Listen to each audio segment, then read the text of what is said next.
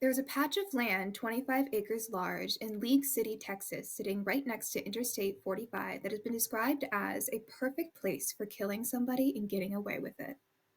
Over the years, a number of bodies were found. The victims were mostly between the ages of 12 years old and 25 years old. As of today, 30 bodies have been found there. Who did this? How many killers were involved? And most importantly, who were these victims? Hi, everyone. Thanks for stopping by our table of disappointment. This is How They Got Away, the show where we discuss the unsatisfying endings to your favorite unsolved or unpunished true crime and corporate greed stories. I'm your host for today, Annalise, and I am here with my co-host. It's Kelsey. I've always thought that median between the two highways would be a great place to hide a body because no one ever goes there. And now here Yeah, we are. and now here we are, and we're going to be discussing one of them. So, this case, as I've mentioned, is quite large and it's not like it's a singular case. So, Right. what I'm going to be doing is kind of breaking it down into different parts. And so, today I'm going to focus on this man named Edward Harold Bell. He has been attributed to multiple cases. He claimed to kill 11 girls, whom he referred to as the 11 that went to heaven. I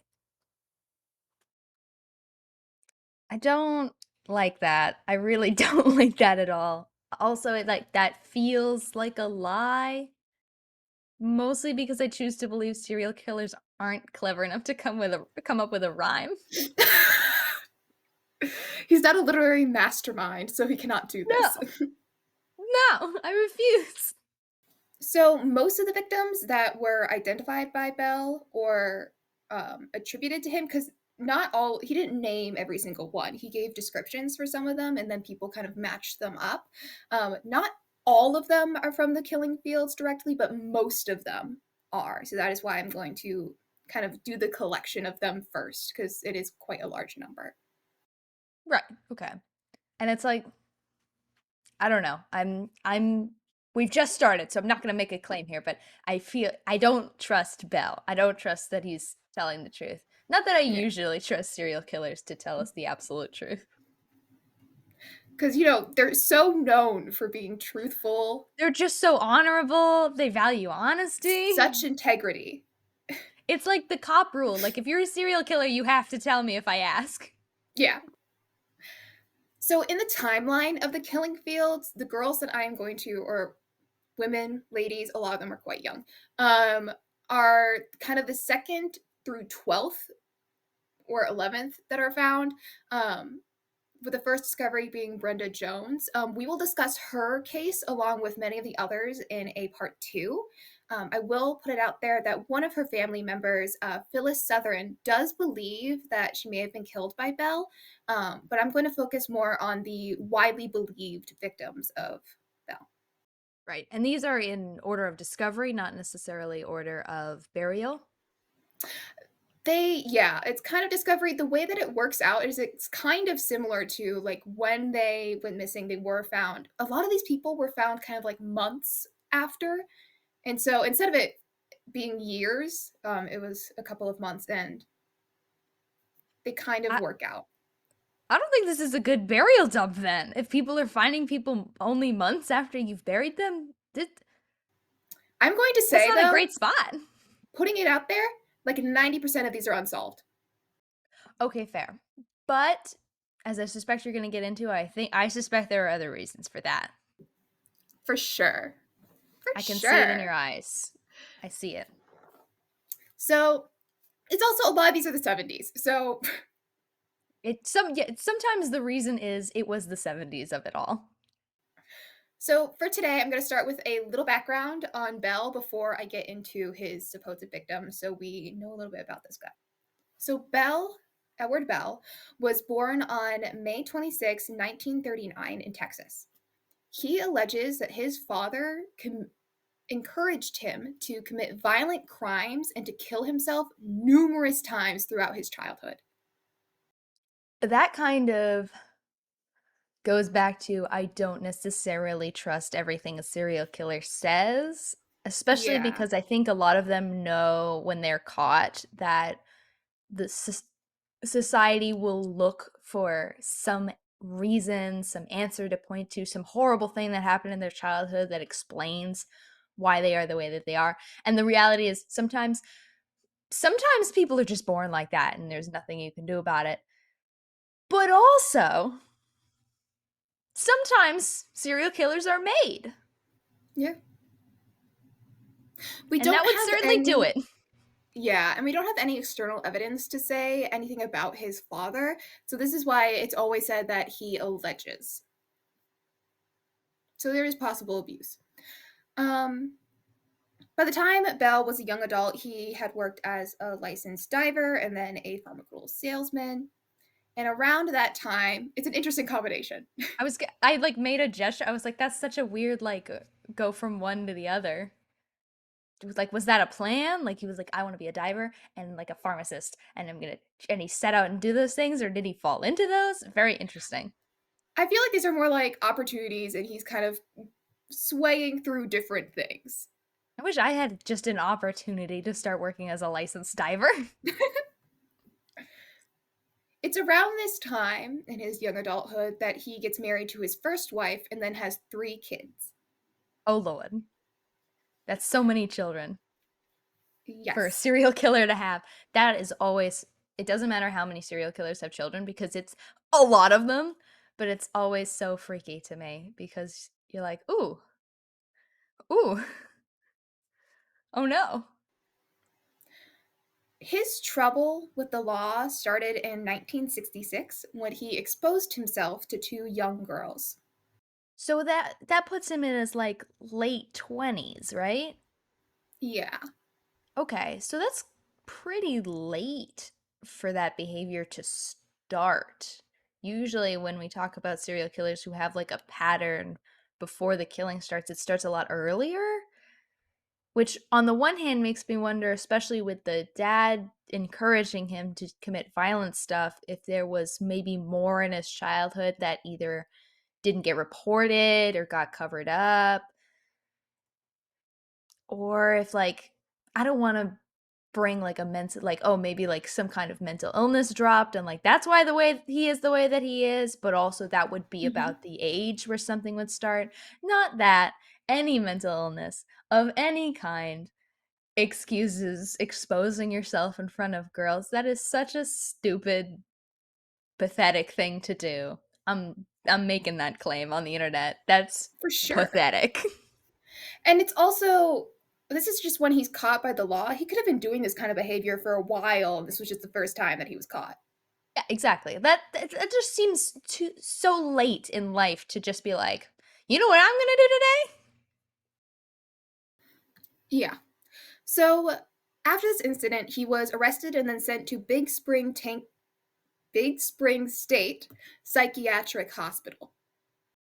Okay, so what did he say in an interview? Because I feel like we've talked about other people who do kind of really gross things that aren't necessarily murder, and then they just kind of give them a slap on the ass on the way out of the jail. They don't really send them to a psychiatric hospital. So what did he say in an interview that they were like, this guy needs to go to a hospital right now, especially in a time when mental illness was not very well understood, Mm-hmm. even a little bit.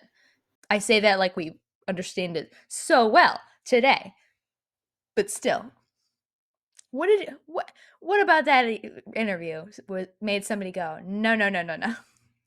You need to be seen by a professional.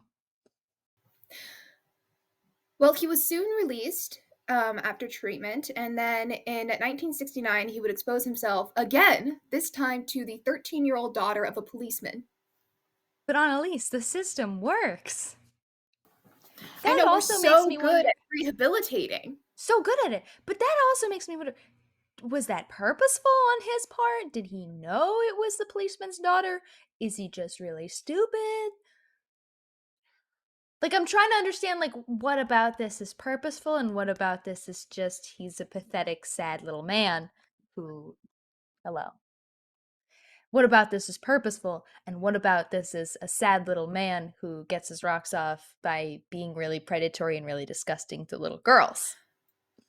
For this crime, he was sent to the University of Texas medical branch, so hospitalized again. Once again, like, I don't believe that was common practice for exposure to children at the time. So what is he saying in these interviews that they're like, yeah, somebody with a medical degree needs to look at this?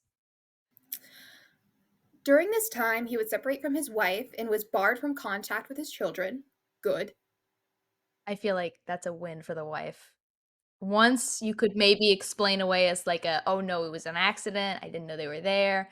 Second time, police officer's daughter, get out of my house. Get away from my children. Yeah. He didn't really seem bothered by this though, because he immediately started flirting with underage patients at the hospital, which is how he met his second wife, a 17-year-old patient. No. Okay. Obviously, the family was performative on his part, which is not unheard of just for the time. I feel like just having a wife and a family was just something you did for a lot of people, but especially for somebody who is not like a, I don't want to say he's like a psychopath or a sociopath because I don't know, but someone who is a predator amongst people and wants to appear normal would definitely do that. And also, we know his preference. It's younger girls, as disgusting as that is. So that doesn't shock me at all that he was like, haha, now I can just slip my way on in here. But also, there was no pediatric wing. Come on, guys. You know what he was in for, and you saw him, you clocked him talking to the 17-year-old, and no one in there was like, I don't, we should separate those people. Nope. Nobody? Oh my So God. the two were married soon after his release. Super delightful. Um, During the 1970s, he would be arrested numerous times for flashing and masturbating in front of young girls, but these cases were either dropped or he wasn't charged every time. So he got away with all of them. Okay, but he wasn't sent back to a hospital either. So, like, that only makes me question more. What about those two incidents? Was somebody like, this needs to be seen by a medical professional? Because now they're just like, we would charge him, but we're just not gonna for whatever reason. And then also, why aren't you charging this guy? He's walking in every other week. I'm sure it's like a little bit more spread out, but still, you're like, hi, Belle, exposing yourself again. Come on. And you just let him go back out. Let him go. That'll fix it for sure. Oh, yeah. Things like that sort themselves out. Hmm. He'll settle down. You know, he had a fight with the missus. That's all it was. He'll He'll settle find down. Jesus and he'll be He'll good find again. Jesus. They'll have a kid, even though he already has three. But this one, the fourth one, will settle him down. So here's where things start to intensify. I didn't see that coming, Annalise. How could the things intensify? We just said, of course, they will settle themselves out. So on August 24th, 1978, Bell had stopped his truck in front of a group of girls in order to expose himself and start masturbating in front of them. What else are you gonna do in August, you know? You know, you spot some girls, you immediately stop, park your truck, and you're like, this is the I time. want so badly one of these girls to just kick him as hard as possible in the gonads. Witnessing this happening from his mother's garage, Larry Dean Dickens, a 26-year-old Marine, rushed to get Bell's car keys so he couldn't escape. The forethought for that, because I would have just fucking football tackled that bitch. Bell would take out his pistol and shoot Larry, who then collapsed in front of his mother, who had come out after hearing the struggle. Tell me Larry's okay right now. Bell would then take a rifle from his truck and come back and shoot Larry again, this time in the forehead. Oh my god. Where are the teen girls when this is happening? I assume they ran. Bell would be arrested, but he would make bail. What was And his guess what? bail? He has a pattern. Like, It was like I think it was like a 1,200 or no, it was like $120,000, I think was around the I have no words because what the fuck? That man, Larry, was just doing a very normal thing, was a Marine, served combat, assumably, and then comes home to get shot twice by some loser who masturbates in front of little girls. And Larry doesn't deserve that, but Larry also died a hero. Larry's a good man. His mother At should be proud. 26, too, and in front of his mom. Like, Jesus Christ. It's rough. So Bell made bail, and he did not make it to Of trial course not. because instead he went on the run for 14 years, traveling around Mexico and Central America. He would be named Texas's most wanted fugitive in 1985. If Texas is known for one thing, I feel that it would be caring a lot about their veterans. I don't see them just being like, we'll get him when we get to him about a guy who shot a veteran twice in the face. They were looking for that dude. Oof. But also, come on. Why'd you give him bail? Whatever judge made that call. In 19, for some reason I have 1922. I think it's supposed to I be don't think that's 1992. right. I think it is 1992. In I'm gonna say 1922, Bell actually traveled back in time. 19. In 1992, Larry's Murder was featured on Unsolved Mysteries, and a man who had recently seen Bell in Panama City called up the authorities. This would then lead to Bell's arrest at a yacht club in Panama City on February 14th, 1993. Motherfucker, what were you doing in a yacht club? He didn't own a yacht, did he? He just was like working there. I have no idea. God, I hope he didn't have a yacht. That man does not deserve a We're gonna talk yacht. about this later. He owned land and like stuff. Like he had a presumably some amount of money because he had like owned like a pasture somewhere. He like owned like operated a store. Like it was a whole thing. I was gonna ask actually what he did for a living, and I guess just owned stuff. He did things. He did things, owned He did a lot of property. random stuff. My But God. for his crime of killing Larry Dean Dickens, he got sentenced to 70 years. Does that take into account being on the run for 14 years? Because you get in trouble for escaping the law here. I'm honestly not sure. Hmm. I just got a total of 70 years for his crime. Okay. So this is where the 11 come in. All right. During We his, haven't even gotten so not Larry, not part of the 11. Just a different guy. Now here's 11 more, bringing his total to assumably 12, if not more. yeah, this is the prelude to the meat of the story. Oh my God. So during his imprisonment in 1998, Bell sent letters to Harris and Galveston County prosecutors. In these letters, he claimed to have killed 7 girls. The existence of these letters were kept secret for 13 years. I can see that because that's the kind of thing you fact check before you release that. In July and September of 2011, Bell, who was 72 at the time, gave exclusive interviews. It was here that Bell raised the total to 11, calling them the 11 that went to hell. Okay, so that's interesting to me because number one, he's changing the number. Number two, both 7 and 11 work in that rhyme. So that makes me feel like he picked those numbers specifically to make the rhyme work, but 11 was higher, so he thought that made him look more badass. I feel like this says more in the this is a lie category to me than it Mm-hmm. does this is the truth, but it's still early. So now we're going to get into the 11 named and suspected victims of Edward Bell.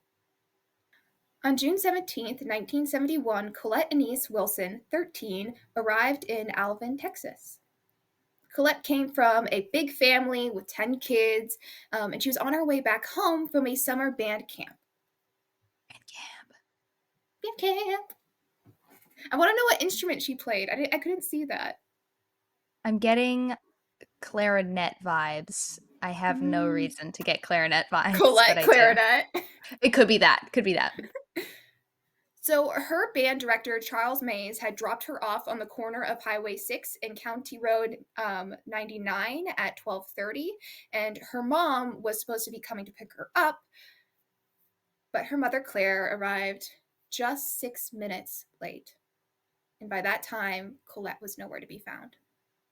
I feel like, and we've gotten a comment on YouTube before where people are like, "Oh, kids from the '90s and 2000s always talk about the '70s and the '80s like there's some long forgotten time." But it's also like, I feel like, first of all, that was 50 years ago. I'm sorry to break that to people, but also the difference in attitudes in that time shifted so much.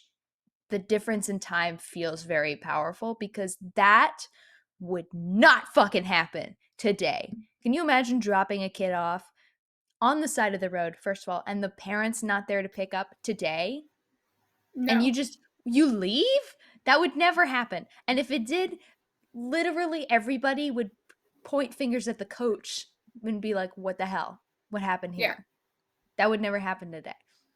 But also, they had no reason to suspect anything would happen back then because there was no information about killings like this on a wide scale. Like nobody knew this was happening on such a wide Mm-hmm. scale. If it didn't happen in your town, you didn't know it happened. It's because of things like this happening all over the place that we did transition to this more like hyper vigilant, hyper aware of what the children, like where they are, what's happening. I mean, there's a reason that in the 90s, it's like that thing that would happen on the TV. It's like, do you know where your children are at? Exactly. And it's like, yeah, have we lost some stuff for that? There's like this culture of antitrust. Yeah. But also, maybe if people stopped killing people, we wouldn't have to do that. We Yeah. just don't live in a world where that's going to work yet. Back to Colette. At first, her family had called Colette's friends nearby, thinking that maybe she had gotten picked up by one of them, but again, she was nowhere to be found. The family called the police, and Right, because as this is the age police, of home phones, so they had to drive all the way home or to a neighbor's yeah, house and call the police. so they called police. And as per usual, the police immediately labeled her as a runaway, despite the My family's God. protests. Yeah, I come back from band camp. I've had such a transitional experience at band camp that I am going to do something so completely out of character, and I am going to run away with my clarinet. I don't know if it was a clarinet. And just leave and tell no one. That makes so much sense. Thank you, Texas's finest. It would be another 3 months until her body was found on November 26th near the Addicts Reservoir. Colette was found without clothes. She had been killed with a shot to the head. Colette was about 5'2", only about 100 pounds, so someone could have really easily overpowered her, especially a grown adult. She could have just been grabbed and thrown into a vehicle. She had had black hair and blue eyes. She was one of the three that Edward Bell listed by name in his original letters. Okay, so hang on. I need to emotionally recover from that description. But also, he does know her by name. I'm still very oscillating between whether or not he truly killed these people or not. We've only just really covered one. Mhm. But knowing her by name, I think, gives it points to being true. But also, if it was widely televised, he could have just seen it as like a big, notable case that was still unsolved. Mhm. I don't know.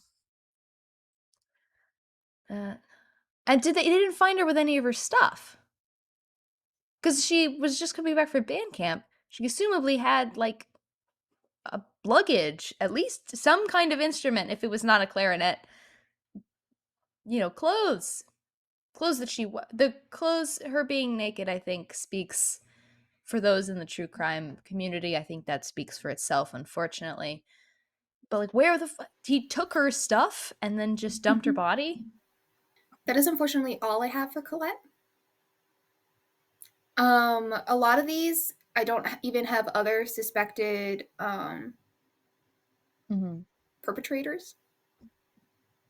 That because that could have been anyone. Anyone could have come across her on the road, either forced her into a vehicle or convinced her that they would give her a ride, because this was also the age where hitchhiking was pretty common. I don't know if she regularly partook in that or not, and then done what they wanted with her because they felt like it. It could have been Edward Bell. It could have been literally any other monster on the road that day. So, found 35 yards away from Colette was Gloria Ann Gonzalez, a 19-year-old who was found on November 23rd, 1971. Mhm. She had been reported missing by her roommate from their West Houston apartment on October 23rd and had been last seen on Jacqueline Street near her apartment. Okay. So this is a few months. Remind me of when Colette went missing. That was June? Yeah, Colette went missing in June and she would be found in November on the Okay. 26th and a few days before uh, Gloria was found. Okay, I so they have were my order probably mixed a little. that's fine. So they were probably investigating one and then spread the search and found the other, is what it Yeah, is. But then she would have only been missing for like a a month. month then? A month. Mhm. Okay, so she was still pretty, I hate to say fresh. That's such a gross way to say it. But more evidence. Let's say that there likely would have Yeah, been more evidence on her remains. yeah. Gloria is not a named victim of Bell, but he kind of matched this description of one of the brunettes. He said he had a brunette from West Houston, which Gloria was. Gloria died from blunt force trauma to her head, and that is all the information I have about her. Okay. So 13 to 19, that's kind of a jump in terms of age for a serial killer's preference, especially when it comes to Edward. I think there's a clear preference for younger women, but also if Gloria was maybe a younger looking 19, that could still fit. Missing from her apartment says to me like she went out to meet somebody, because I feel like her Mm-hmm. roommate would have noticed like a struggle or anything. I don't know. Also, the description, it's really not much. There are No. probably thousands of women who are brunette from West Houston, and more than one, I'm sure, have gone missing. I don't know. I don't know if I really buy Gloria. That sounds more like she went out for to meet someone, have a date, something, and then they happened to know about this honestly not very well hidden killing field. I don't know who said this was a great place to hide a body. They're finding people within months. Yeah, but they're not solving any of them. And I think that says so. I feel like we always go back to DNA because I love DNA, but also it's like this was the 70s. They did not have a very strong means of testing DNA, gathering DNA samples. I don't know if like what the evidence collection would have been for this time, because some police departments were good about knowing that like there's something here. We just don't Yeah, have the means yet. But if we collect yeah, the information, the data, we could maybe use it someday, and others not so much. So I don't know if they have anything for that. But it's also like if you have nothing to match it to, you're just hoping that like a hair falls off. And even then, that's not really uniquely identifying unless that has DNA. yeah. And I will say that a lot of these are in like water, reservoirs, Mm-hmm. ponds, lakes, which water can fuck with a lot of things. Mm-hmm. So moving Mm-hmm. on August 4th, 1971, so it's like Colette, And I, yeah. this, Gloria, Okay. two friends, two. Rhonda Renee Johnson, who went by Renee, and Sharon Lynn Shaw, both 14 and 13 respectively, were last seen walking near a local beach in Galveston by Seawall Boulevard. Okay. Having a beach day, living it up. The two were taken together. Okay. That definitely says to me that somebody stopped to offer them a ride Mhm. because I feel like two girls for one adult, man. Unless we do know he likes to carry, if it was Edward, he likes to carry guns in his car, but it was also like the middle of the day. According to a friend of theirs, Glenda Willis, the two girls used to hang out by the beach with like a beach party crowd, and they would hang around the Wicks Water Ski School. The two girls had gone to Wicks Water Ski School the day they had disappeared. They weren't able to go out in the water that day since the waves were too rough, and so the girls, they used to hitchhike regularly. Mm. So it was not unusual for them to get into a stranger's car.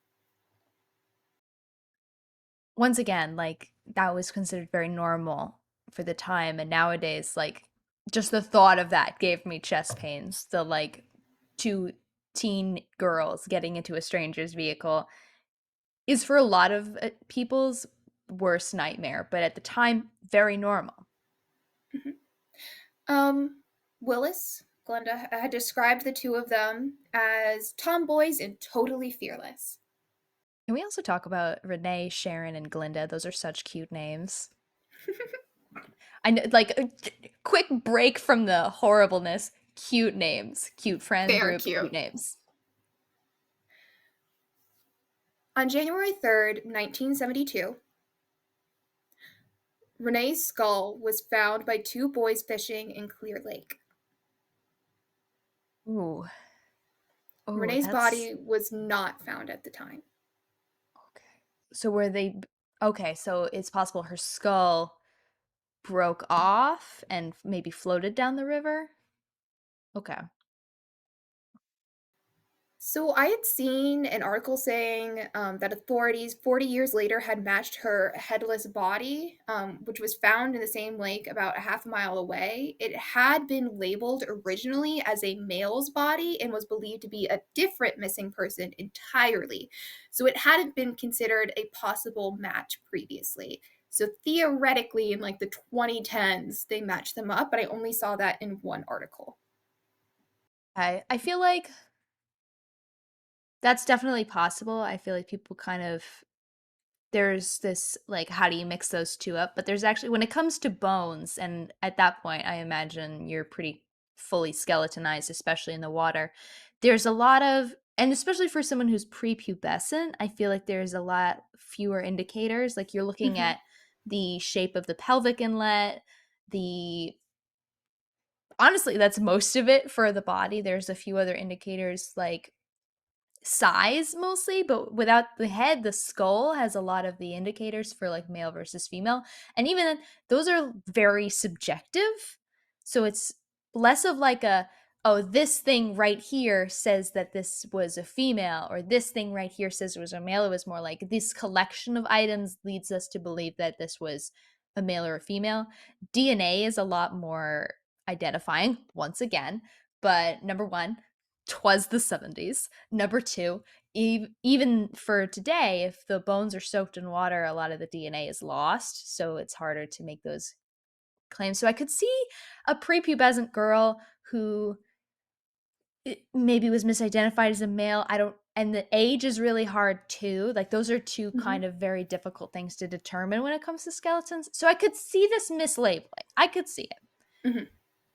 One of the things that was noted is that this body had been found with a shirt that said Jericho's Surf Shop, which was near Wick's Water Ski School. Hmm. So, someone from that area. It's so they don't think like she would have had that though. Like that wouldn't have been something that she would have been wearing or on her person. They thought so. That's why later on they kind of did a reflection again. And that was one of the things it's like, that could have been her because she went to this ski school a lot. This is by there. So, she could have bought a shirt. It's from the same area. Okay, hard to say then. Yeah.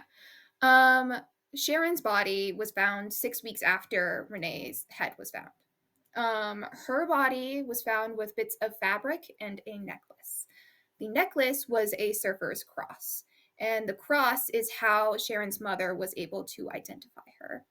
Her cause of death could not be determined. That's also pretty like, with skeletons, I feel like TV shows make that seem like it's so easy to find things, but it really takes, like, months of expert opinion and research and peer review to kind of look at there's there are certain injuries that you can tell what they look like, but, if it doesn't leave a mark on the bone, you're never gonna know if she was stabbed in a meaty I hate to say meaty, that sounds terrible, but in a non-skeletal area, Mhm. there's not gonna be a sign of that on her bones, and especially in the water. I don't know if they found her full remains, if any pieces were missing, because she's in the water, there's predation, her friend's skull floated down the river, very possible smaller pieces were lost and just may Mhm. never be found. I Yeah, that's not an easy and it could have been anything.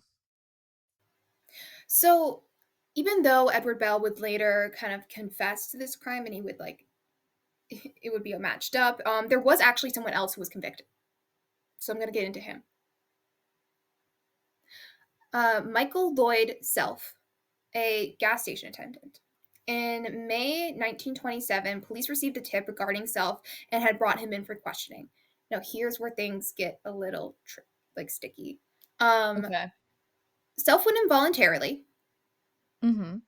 but then he was then held by police for hours. And according to Self, he was held against walls, hit with a baton, and had a pistol pointed at him while an officer threatened to kill him if he did not confess. Okay. So, this is where like, I don't know if anyone has ever seen the documentary about the confession killer that also happened in Texas around this time, and at the time, like, he was kind of we know now that he was kind of coached into giving a lot of confessions that were not true, and partially that was, like, out of his own self-interest, partially that was hard to say how much of it was police's wishful thinking and how much of it was purposeful to get some cases closed, but also they kind of there within that documentary, there was also some allegations, I'll say, of other improper police activity, so I'm not gonna say I don't believe it categorically. Mhm. On the other hand, I feel like we see the, like, held for questioning for hours part, and, like, that alone makes us think something happened. If you're suspected for a murder, you're gonna be there for a few Oh, hours, like, that's yeah. normal. So, following this up, according to what he has said, obviously self claims that he made a forced confession. He was made to write and rewrite the confession several times over. And there was a number of errors in the final confession that doesn't align with the actual case, including from what I've seen in articles, some of like the methods of death or where the bodies were placed weren't lining up. I don't know if this is like police review after the fact or where these errors highlighted came from. But either way, he made his confession. And it seemed like there was incongruencies with the actual case. My thing with that is number one, if you're gonna go to the trouble of torturing somebody into making a confession, I feel like you would make sure that the facts lined up, especially if, as he claims, they've made him write this multiple times. Hmm. Number two, I mean, we don't necessarily know the causes of death for at least one of these girls. And also, when it comes to placement, there is a river, so it's possible that the bodies were moved just because of the way that they were disposed of. I don't know the exact specifics, so I'm not gonna say like, oh, like that's explainable. It's neither here nor there. I think Hmm. I don't know. So, Self was then convicted on September 18th, 1974, of first degree murder of Sharon, but not Renee. And that makes sense because I believe you at the time, they had not found her body yet or hadn't Yeah. made the connection, so they only had the skull to work with. Did they even really charge him with at that point? Because I could see prosecution not even attempting to make the charge yet until they were sure they had something because of the double jeopardy rule. Yeah, I'm not sure about Renee's case. Um, Self would be denied his multiple appeals, and it even went up to the Supreme Court in 1993. Mhm. He would die in prison in 2000 of cancer. I was actually just A gonna ask if he number, was still in prison. yeah, a number of Hmm. people believe that he is the wrong man, especially following Edward Bell's confession, where he described two Webster girls that he killed in 1971. Once again, this could have been like he was in the area and heard about it on the news and remembered like this was a big case and then made his confession around things that would have been inflammatory for the to Mhm, be like, "Oh, I'm this guy. I killed all of these horrible deaths." On the other hand, I believe that he would do this one more than I would necessarily a case like Glorious because it fits his age profile more. mhm. Ah, and again, that's like that is barely a description. That's like I killed rolls dice, two girls in rolls dice with town names on it. Webster, like that's kind of not a lot. The two's a little more specific than a one, but I don't know. I don't know. It could have been either, really. Or just a random guy. Once again. So we're going to talk about two other victims who Bell named who were also regulars at the Wickswater Ski Club, like, or ski school, like Renee and Sharon. Okay, so indicating maybe a preferential hunting ground, for lack of a better word. Yeah. So Maria Johnson and Debbie Ackerman, the two of them were both 15-year-olds, and Edward Bell actually knew the girls. Ooh. Bell had co-owned a surf shop that these girls had been to. Once again, this guy owning things. I mean, I guess he used to be a diver, so I guess there's a connection to the ocean there. Yeah. The two were last seen near a Baskin Robbins on November 15th, 1971. So right in the time frame for all the others. Yeah, a lot of these were like do do do do do, really close to each other. I feel like that almost says to me that it couldn't have been the same person because that is so much work for one person and so short of a cooldown period. Hmm. So Debbie was a water ski champion, and Maria had only recently moved to the area, and immediately the two of them became best friends. Oh, that's so sweet. The champion, the cool girl. Because she's like, I mean, if you're the champion, you've got to be like one of the coolest people in the friend group, in the club. And then there's this new girl, just moved here, doesn't know anyone. She's like, you and me. And then that's so cute. That's so And then they go sweet. to a Baskin Robbins for ice Then they cream. go to Baskin Robbins for ice cream. That's like they're just having a good time. They're living normal 15-year-old lives. And they should have just been able to be best friends until their 30s and then their kids have play dates with each other. That's what should have fucking happened here. So the girls had been seen getting into a white van that day by some classmates. And hitchhiking, again, we've established this was pretty common. And it seems like the two of them, from what others had seen, were willingly getting in and just getting a ride. It's shocking to me how many people even saw them. Like, I believe somebody saw the other two get at least into a car. The other case as well. Like, how many people saw not the kidnapping because it was Welling, but like the beginning of it and like Mhm, didn't even think twice about it because it was so normal. But like you're taking note of where people you care about go. Like people are seeing this, but they're just not knowing what they're seeing. mhm. So the girls were then later found in Turner's Bayou only 2 days later. And where is Turner's They're Bayou in relation to? all of the other it's like all the same kind of swampy area. Yeah, yeah, it's all within this, like, 25-acre land. I can't exactly pinpoint where each of these I don't have a good visualization of this map, is what I should say.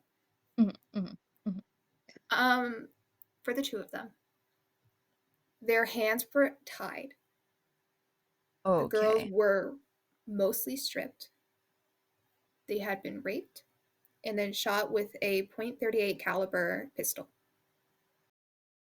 So that brings me back to Colette's actually, because she was stripped and I believe her body was too decomposed for them to make an actual determination, but I think it can be assumed that she was sexually Colette was assaulted shot in the head.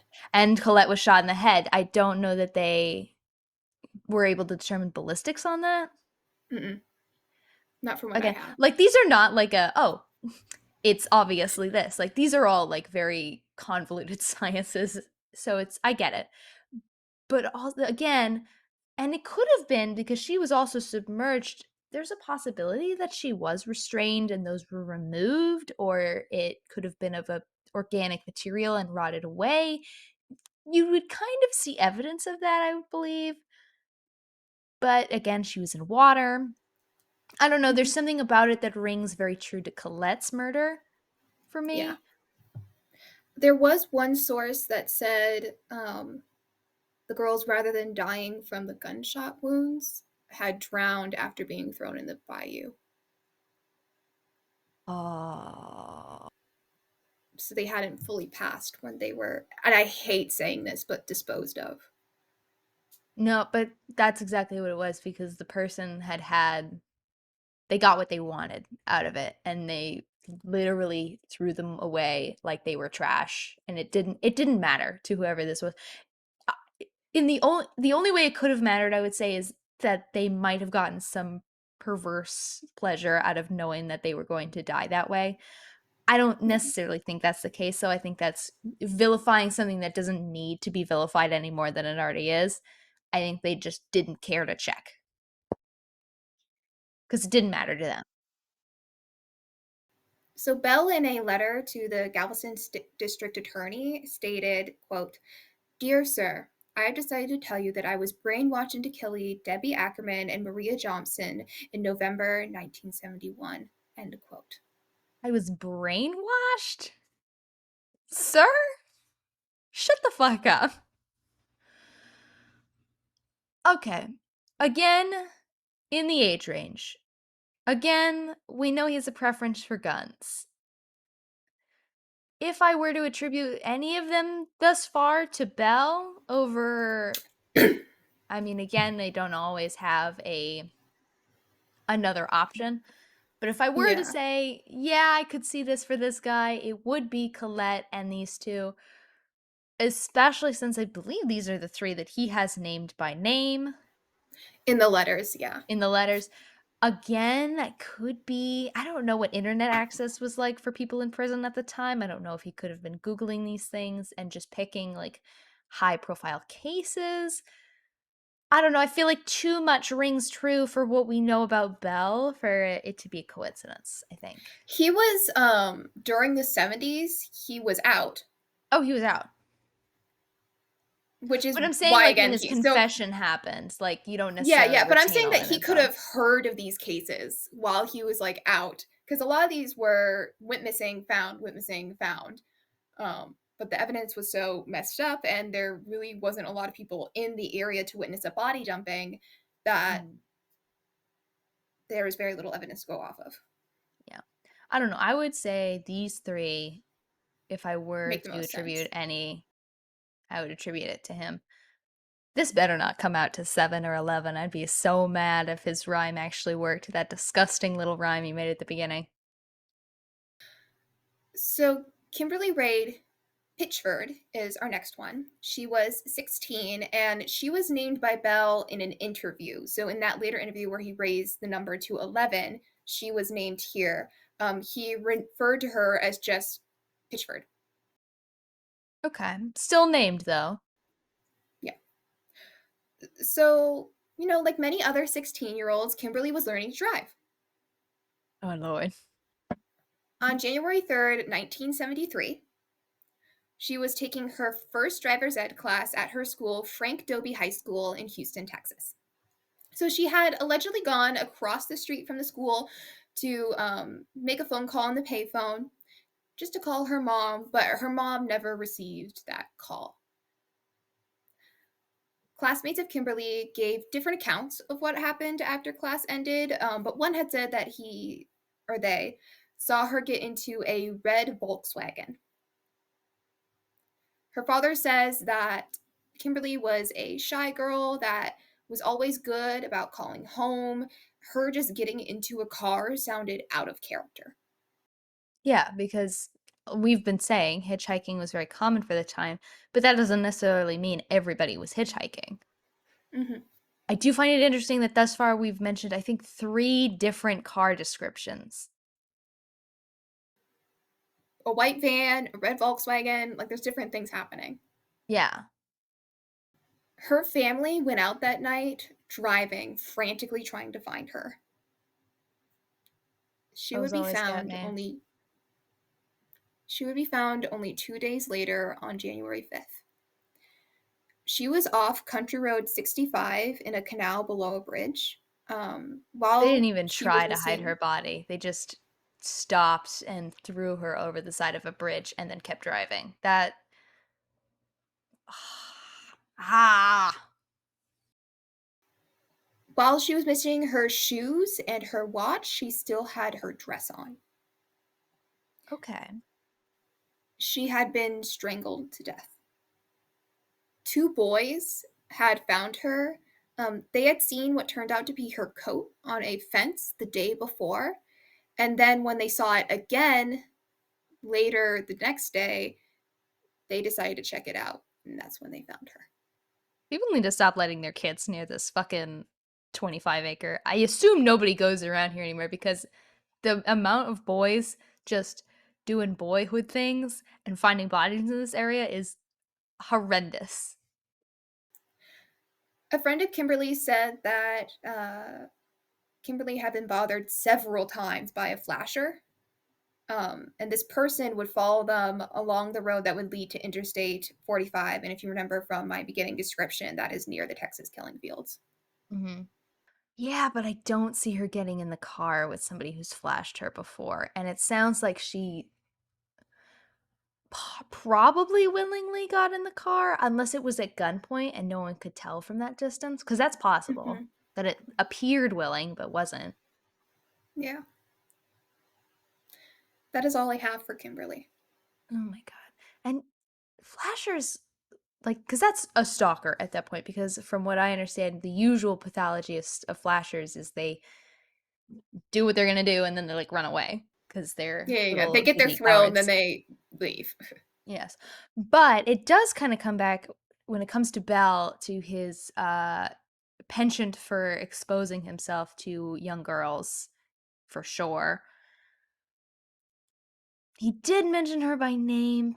It doesn't really fit with any of the other girls that I feel more strongly about him doing something to. I don't know.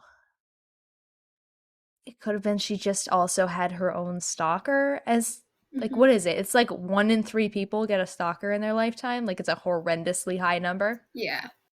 And they just like nobody knew what to do about stalkers, so nothing happened until it escalated too far. Mm-hmm. They wouldn't I feel like a stalker wouldn't take her watch though. That feels more robbery unless it was made to look like a robbery. I don't know. Moving on to the next duo. A lot of duos. Yeah, this is our third duo. Georgia Gear was 14, and her best friend, Brooks Bracewell, was 12 on September 6, 1974, when they went missing. So a couple years now because I think the last one was 72, right? So the last one, Kimberly, was 1973. Ah, And then Maria Johnson and Debbie Ackerman were at the end of, so it's like Maria Johnson, Debbie Ackerman were at the end of 1971. Kimberly was at the very beginning of 1973, and now we're at 1974. So we did have a crunch of a bunch of them in like 1971 in like the last 6 months of that year. Mhm. Okay, so it's slowed down, which again points to me that these were not the same person because serial killers don't slow down, they speed up. So the two of them were last seen at a store in Dickinson called the U Totem. This store was mere minutes away from Bell's pasture property. Again, he's just owning things. So the girls had made a quick bus trip from a bus stop near the houses and then walked along a trail that went through some trees, which was a regular trip for the girls. This was not weird for them to do. They were just kind of walking down to get snacks. Yeah. It's just like maybe a sleepover is happening, they're getting ready, getting all set up. Yeah, this when you said like a trail through the woods, I was like, "Oh yeah, this is like every other weekend or something. This is not new." Yeah. So the town of Dickinson's was so small that they actually didn't have a police station. So the good old Galveston's police department took responsibility for the case. And when I say responsibility, I say it sarcastically because it was immediately labeled as a runaway case. "Hey mom, me and my friend we're going to go get snacks. We'll be right back." Runs away? I hate that they do that because that is code for I don't care and I don't want to waste time looking for two young people. And it's like I don't get it. I've never gotten it. If it's a runaway, it's a child who has run Yes. off into the world, and you're totally fine with just waiting for them to get hungry and come home on their own. Are you insane? Do you know what world? Clearly, they don't know what world we live in because Belle's property's right over there. Literally, the logic of being like, oh, they ran away, minutes away, is a serial killer's home. What the fuck? And it's like, what? I'm gonna That go is on literally one the of the things I wrote. the nonsensical rage of what what even if it is a runaway. I don't care that you're spending tax dollars on looking for a runaway child who should not be unattended out in the world. Yes. Even if it was through their own volition, they're children. The entire point of children is that they need an adult, even if they don't think so. Oh my god. I mean, yeah, if someone runs away enough times, maybe you should be looking at their assigned adult and double checking that that's all in the up Yeah. and up. But like, come on, come on. Yeah, that kid's got street smarts. Just they'll be back. What? God, Kelsey's I'll pissed. let you move on now, but I'm so mad. This isn't just about this. It's about a lot of things. A lot of different crime cases. So the deputy who went to the parents' house to create the report only wrote up a paragraph stating that Georgia convinced her friend to run away and that was it. Why did we sorry, not done. Why'd we decide Georgia was the aggressor? Like what if her friend was the one who wanted to run away? Not that I think either of these Georgia girls was wanted to 2 run years away. older. Oh, okay. Oh, okay. So we saw that and we were like, oh, yeah, yeah, yeah. Obviously, the older one convinced the younger one that they were going to run Yeah, away. No idea obviously. about where they would have run away. None of Nope. that. They'll come Nope. back when they're hungry. How old are these Yeah. girls? How old are these girls, Annalise? 14 and 12. Yeah, 14 and 12. They know what they're doing. They know how to, like, they know how to run away. They've never done it before, but I'm sure they know what they're doing. They'll be They were going back. to get No snacks. worries. They were stocking up. They were stocking up. Well, okay. I could see a police officer who doesn't care making making the argument that they were going to go get supplies so that they could run away. But come on. Come Why on. would you, if you're planning to run away, go to a place that you go to regularly? Yeah. Kids are Anyway, sneakier than that. so the police wouldn't do anything for this case for another 2 months. And when they did do a follow up interview with Brooke Bracewell's mom, the officer continued to label Brooke's daughter as a runaway during the interview. I would have punched that cop straight in the fucking face. I don't have children, but I imagine what I am feeling is like the tiniest sliver of the righteous indignation that the mother of an actually missing child would feel. But I would punch that man straight in the fucking I would break his nose and then I would go to jail because I assaulted an It's officer. over for But this then man. but then maybe they might look into where my fucking daughter is. I would be so pissed. So pissed. The self-control on these people to not just wail on these police officers. So, around this time that this interview was happening, a separate investigator would request dental records. Oh my god. So they've found bodies at this point, is what you're telling me, but they're still trying to play it off. It Okay, wouldn't okay. be until 1981 when the case would be properly investigated as murders after their bodies were identified. Are you fucking serious? So, their bones had been found in 1976 Okay. in a bayou in Alvin, Texas. And I do want to note that some sources implied that Brooks' bones were the ones found in 1976 and that George's were found later, but it is unclear. Unclear. Okay. So somebody knew that they were gonna find bodies, or they'd already found something that indicated they were gonna find bodies, but they're still like, oh no, they're still runaways. But uh Kevin, why don't you go talk to the dentist so we can get. There's no reason that you would ask for dental records for somebody you fully believe is still alive. Like, there's no reason for that. Unless one investigator was kind of going against the rest of the department. And in that case, good Maybe? for you, investigator. But Good for the one person who might be doing his real job here. Yeah, I could see that. Like, maybe one guy was like, we're gonna need these, even if, he's like, I'm you going to know. double check because you guys do what you do, but I'm going to have this on file to double check just to do due diligence There's also because I how many actually care about bodies my have been job. right? How many bodies have been found in the fucking killing fields by now? Like over half a dozen? And you're like, no. They're runaways, though.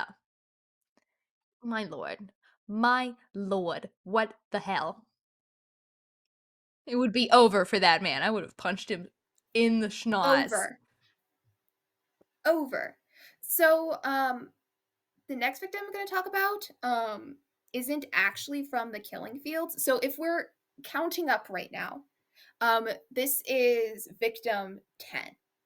Oh my god. And That she, is so many. yeah.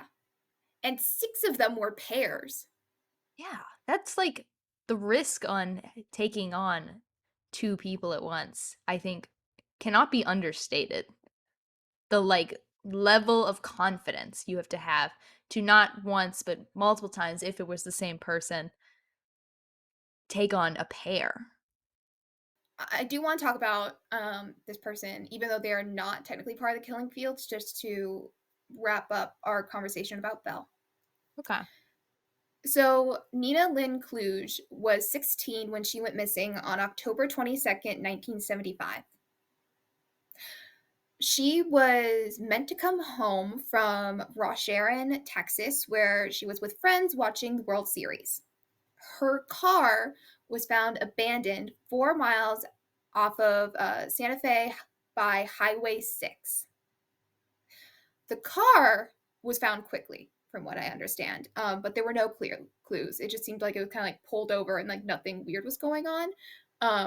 Her body was found only a month later on Thanksgiving Day by 2 hunters near Highway 382. Once again, I don't know what the current culture in this area is, but I have to imagine people have stopped going to this fucking 25-acre stretch. At least I hope so, because that is so many people finding bodies. And I feel like I do not want to start my day going, am I mentally prepared to find a body today? Because the answer is always no. But okay, so they don't think anything was wrong with her car? Yeah, there was like a they didn't find any evidence at least of anything weird happening in the car. There wasn't like her like clothes were strewn. It wasn't like there was like dents. Like look didn't look there was a struggle at the car. And there's like no engine trouble either. So like she pulled over on her own will. Not from what I saw. Okay. Interesting. So Nina was found nude on top of a Okay. pile of clothes, presumably her own. She had died from a gunshot wound to the head. And while she was not named directly as one of Bell's victims, she did kind of match one of the descriptions that he had given during his confession. I've been pretty I admitted to being pretty hesitant to believe the vague descriptions. On the other hand, her murder much more closely aligns with Colette and the other two whose names there have been so many names I can't recall, but the other two who were found bound and shot. And again, she was found stripped and shot. Yeah, Maria, Debbie, Colette, and then Thank you. Nina. Yes. So I'm more prone to believe that if not Belle, those four were all killed by the same person. The clothes underneath her is very weird because like that's not how like if you were sexually assaulting a person as one does, of course not. But if as you were like they wouldn't end up underneath her, like that sounds like something you would have to do afterwards. Like, you know, you so whatever happens happens in the car, and then you bring her clothes out and then put her on top of the clothes. That just is like a very weird little detail. I don't think it really means anything crazy that's helpful to determine who it is, but it's a weird thing that I'm stuck on. So we don't have a lot of information on Bell's supposed 11th victim, but he says that the girl was from Houston, had red or blonde hair, that he killed her around the same time as the other victims in the mid 1970s. And that is all we have. Again, that description is basically nothing. But also, her murder ties pretty well with Marie, Debbie, and Colette's. I'm not necessarily saying I'm positive Belle killed them, but I do think there's a connection between those four that doesn't necessarily exist with all of the others. So I am more inclined to believe the same person killed them, and it Mhm. is weird that Belle couldn't call out some of them by name. I don't know. So, what happened to Bell? I In want him to have been eaten by rats. If it's not that, I will be disappointed. in 2017, A&E put out, I think it was a six-part series about the 11. And during this time, Bell had like different interviews, and he actually recanted his statement, saying that at the time he made the confession, he was suicidal and wanted the death sentence. I mean, I was wondering because you said he got 70 years, so there's definitely he pretty much has a life sentence without having a life sentence. So I could see wanting to just get get got put on death row. Even that takes several years. So confessing to some notable cases and kind of forcing the justice system's hand, I could see it, especially given what we know about Belle. Eh, I don't know that I really believe the whole dad story, but I do believe this was a violent and possibly suicidal person, regardless of whether regardless of a father's influence in that directly. I don't know, I could see it. I did think it was weird when you were like, "Oh, yeah, he then confessed all these," and I'm like, "Dude, why? You're already in here forever." And you don't seem the kind of person who wants to give closure to the families. Bell was never charged for any of the cases. He did say that he would, when he's giving this whole, like, I recant it, he did say that he let girls into his van before and, like, implied that he had sex with high school age girls, saying that the girls would say, oh, we're totally over, like, these young high school age men. And so he kind of implied from that statement that he would have sex with these girls. I mean, But I there was believe that never, 100%. oh, yeah, he's a creep. He would. Yeah, I don't he's a creep. necessarily believe that the girls were saying that kind of shit, but Yeah, okay, I wanna clarify. I 100% believe he had sex with underage girls. I don't necessarily believe they were all consensual, and in fact, that may tie into if some of them perhaps fought back, perhaps what we saw with some of the women being bound and partially stripped and then shot is a conclusion to a struggle that happened in his car. I could see that as a narrative. But yeah, he's a full So, creep. I never had trouble believing he had sex with oh, underage girls. I yeah, don't believe most of it was consensual.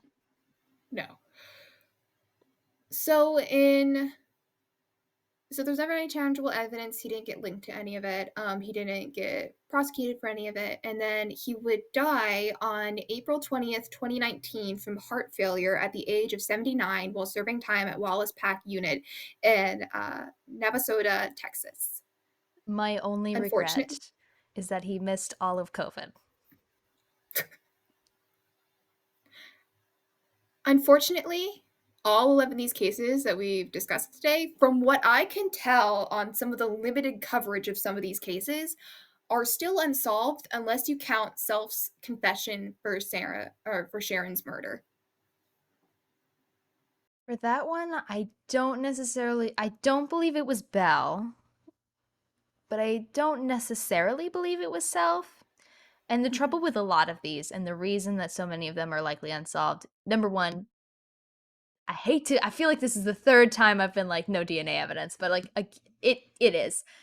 But it's also that's the case with so many of these kind of random attacks, because I feel like a lot of these are hitchhiking, random attacks, is that there's no human connection. There's no Mhm. motive outside of I just want to hurt people. There's no Mhm.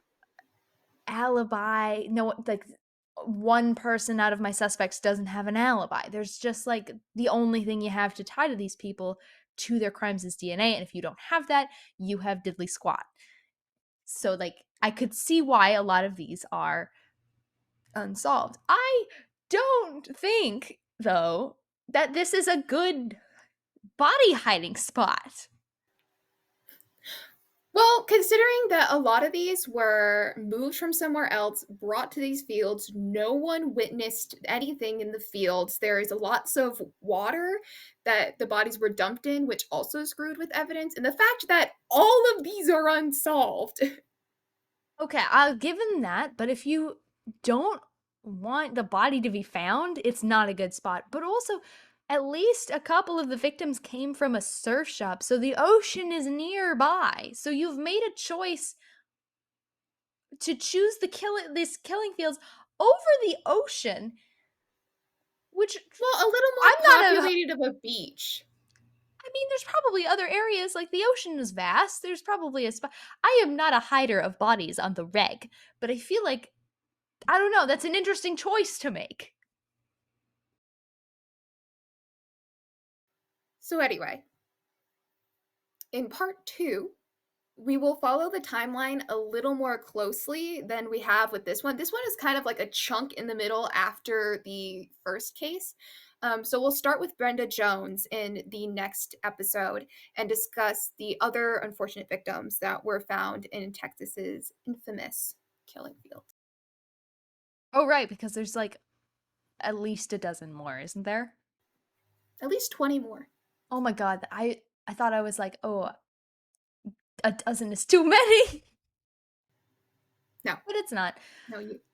Oh, the fact that there's not like I get it's a large area and you can't really cover all of it, but the fact that there's not a hidden police car next to any one of the entrances to this area, just keeping an eye out for suspicious activity. I mean, there must be, right? At this point, there's so many people.